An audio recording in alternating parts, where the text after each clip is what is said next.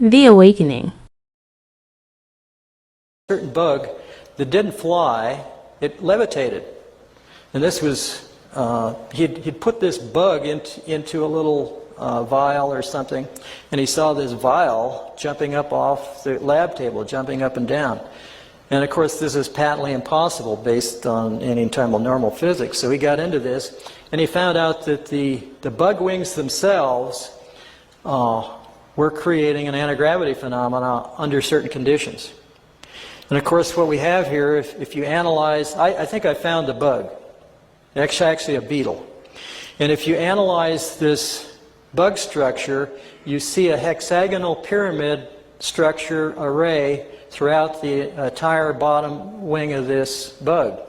Turns out that beetles have two wings. The top wing is called a wing cover, and what the beetle does is it lifts this wing cover up, and then it flips out its lower wings, or inner wings. Now the bug cover protects the inner wings, but when it gets excited or something, it flips these other wings out, and it flaps these other wings, and the other wings, the inner wings flap a little, and this beetle goes gyrating around. They can't fly very good, but they sure levitate great, I guess.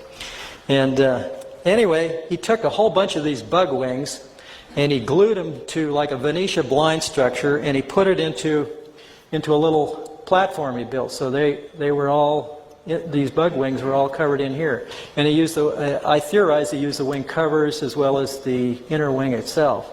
There's also a kind of a handlebar on this thing with some controls. You can see the thing a little better here in detail.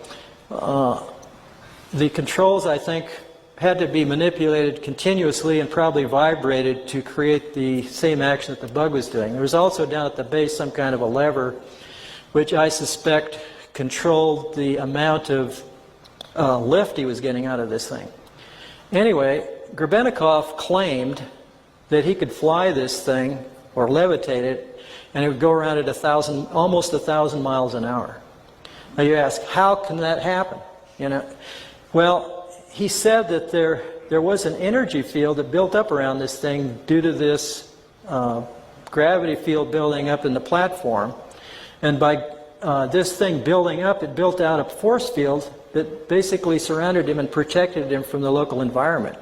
So even though he was flying at 1,000 miles an hour, you could go, you know, you could be wearing your Sunday best suit and not get it flutter a bit at 1,000 miles an hour.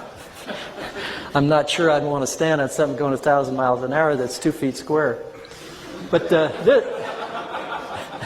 this picture here shows him sitting on the ground. And these pictures are much better if you get on the KeelyNet site.